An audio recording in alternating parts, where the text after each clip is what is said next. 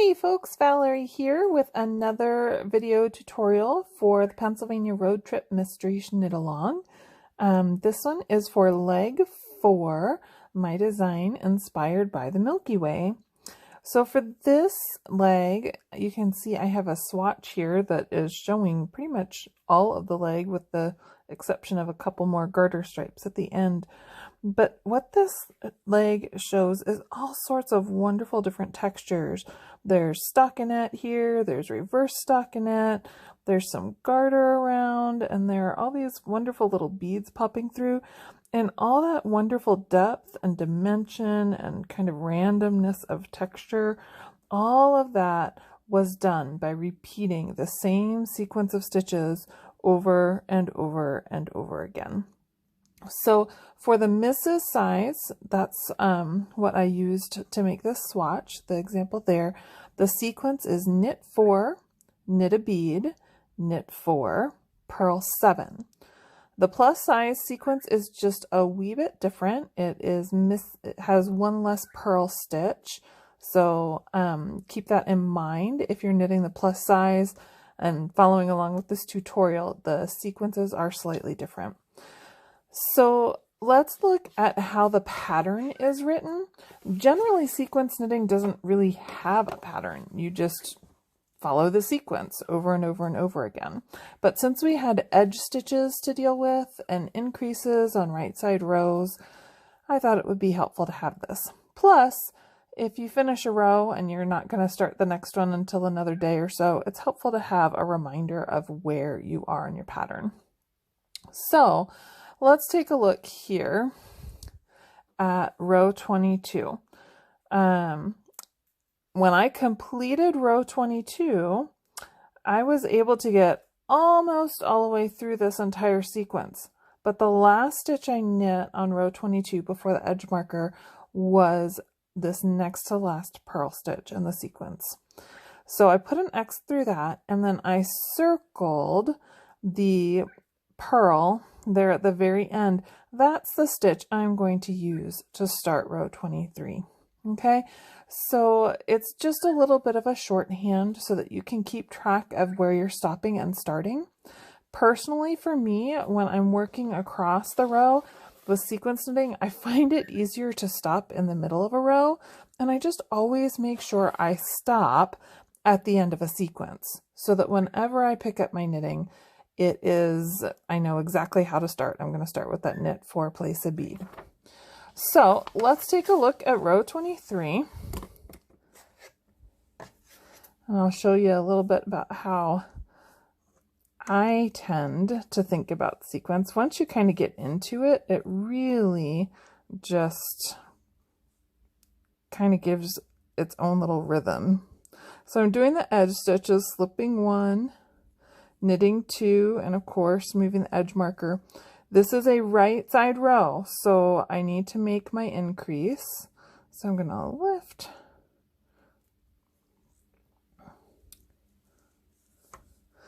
Okay, and now it's time for me to start my sequence knitting.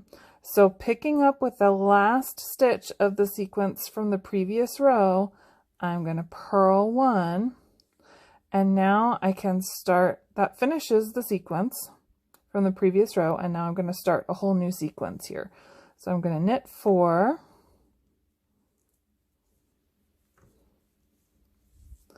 and now I'm going to knit a bead. So do this in front of the needle.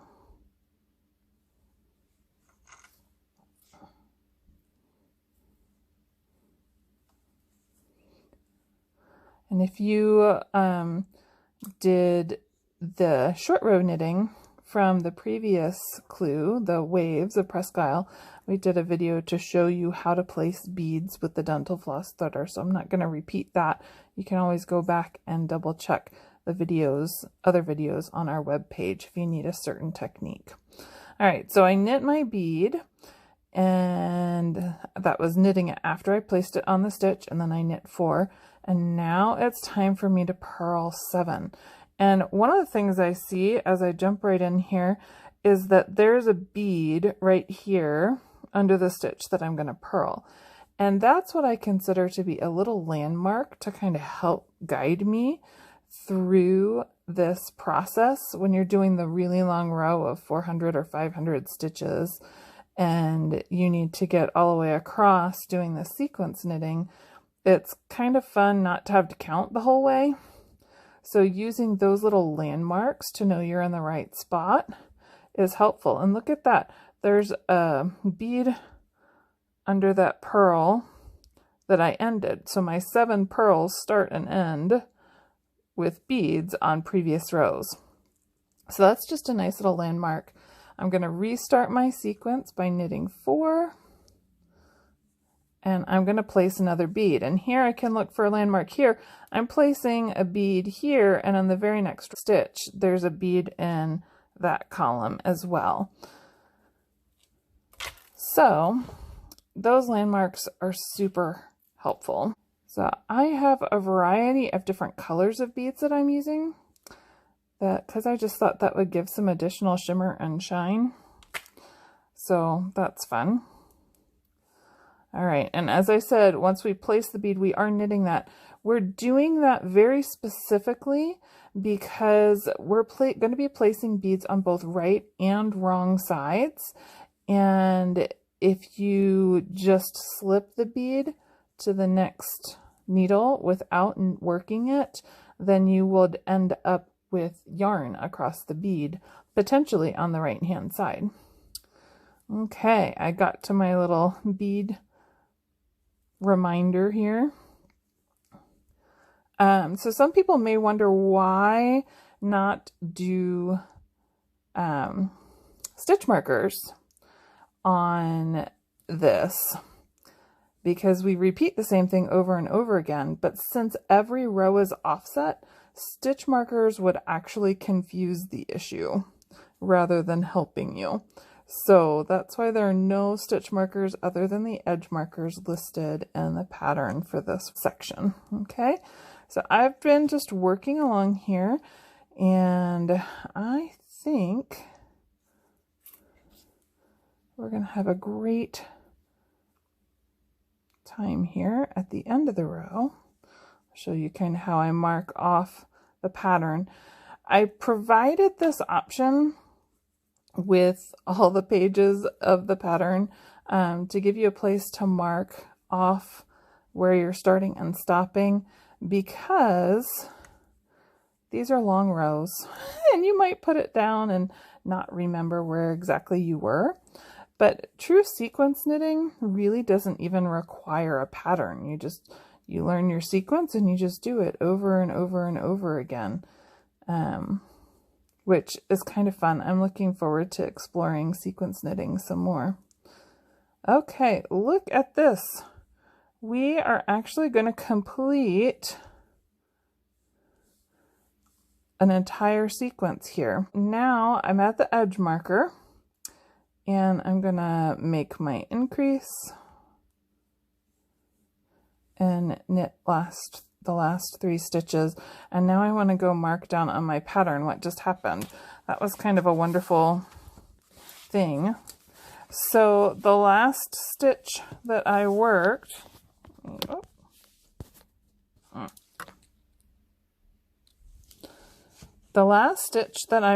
was this purl stitch here, which means that when I start in the next row, I'm going to start with the knit stitch there. This is kind of an easy one, getting to start right at the beginning of the sequence. So let's go ahead and turn the work, and we'll start the next row.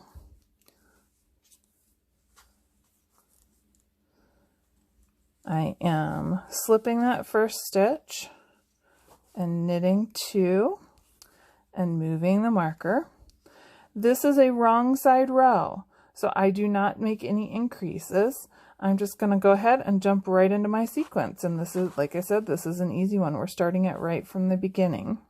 So we're going to knit 4 and then place a bead. So there aren't really any super nearby beads here to use as a landmark, but this bead is right in the middle of the stockinette stitch patch. So that is something that I can use as a little bit of a landmark. And I will.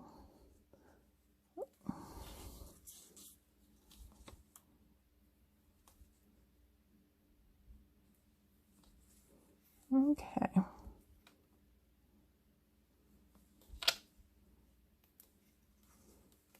So I'm going to knit that bead. Knit 1, 2, and there's a bead from a previous row. So that's on that third knit stitch after the bead. And now I'm going to purl 7. So what I'm going to do is I'm going to go ahead and continue my sequence across the row, and I'm going to check back in with you when I get to the end. Here I am. I have worked across the row and I've just finished a sequence, and I have just a few more stitches before my edge marker. So I am going to knit 1, 2, 3 stitches of the next sequence, and then in my mind, I want to go ahead and mark the pattern right now. So 1, 2, 3, X, and then I'm going to go ahead and circle that next stitch. Okay, back to the knitting. I'm at the edge marker. It's a wrong side row, so I don't have to make an increase. So I'll just slip that marker and knit 3. And that row 24 was the last official row of sequence knitting, but I'm going to show you row 25 because we have the color change to do our garter stripes, and we're also going to continue to work some beads even though we're not doing the official sequence. We're doing this so that we have beads all the way up to the edge of our garter stripes, just like we have beads at the edge of our garter stripes at the bottom. And I think it's going to be really pretty. So I'm going to change colors. I'll be right back with you. Okay, I have my color A yarn ready to go, but I'm going to do a little bit of looking at row 25 instructions because they're a little different from what we've been doing. Here it tells us we're going to go ahead and do our standard edge stitches, slip 1, knit 2, move the edge marker, and make 1 right. And now my instructions change. Look back at the sequence in row 24 and count how many stitches are left in the sequence beginning with the circled stitch. Okay, so 1, 2, 3, 4, 5, 6, 7, 8, 9, 10, 11, 12, 13 stitches there. So now the instructions tell me that I'm going to knit that number of stitches plus 4 more. So I'm going to do 13 plus 4, that's 17. I'm going to get our edge stitches taken care of. I always like to secure my new yarn with a slip stitch there on the needle, and then I will remove that when I come back across the row later. All right, I did the slip. Now we're knitting 2 and moving the edge marker, and of course right side. So we're going to go ahead and make 1.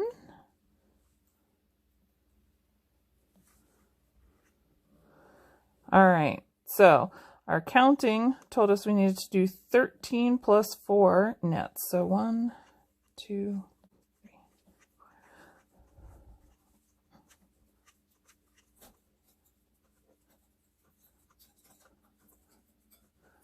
Okay, there's my 13. I'm gonna double check. 2, 4, 6, 8, 10, 12, 13. And now I'm gonna do 4 more. 1, 2, 3, 4.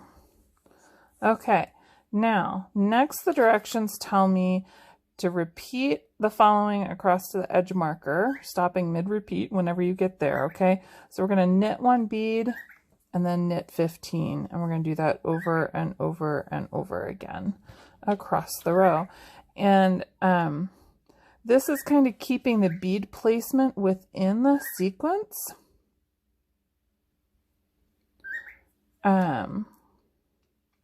So that our beads are going to continue to fall at the same intervals that they would if we were continuing sequence knitting. But by not doing the actual sequences, it keeps us from having purl stitches on the front side of the work when there's a color change. That gives that awkward little funky edge. you know, when the garter looks really messy. So that is why we are only knitting instead of doing the official sequence. Okay, it just is going to give it a cleaner look. I have no idea how many stitches I just knit. Oh golly. There's my bead. 2, 4, 6, 8, 10, 11, 12, 13, 14, 15. All right, there we go. Now we're going to place a bead.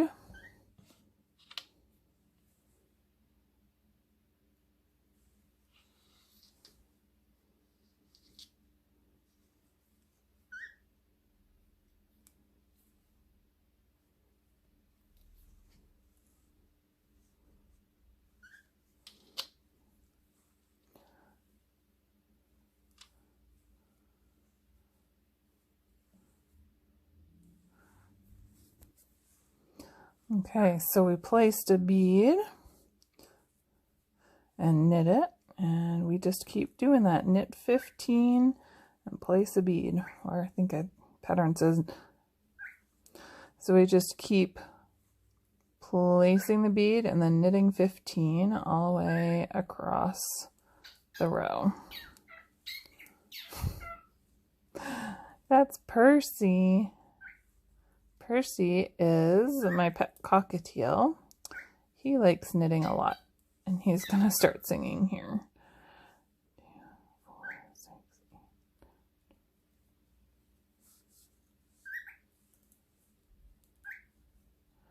8. Okay, I'm going to place a bead right here towards the edge.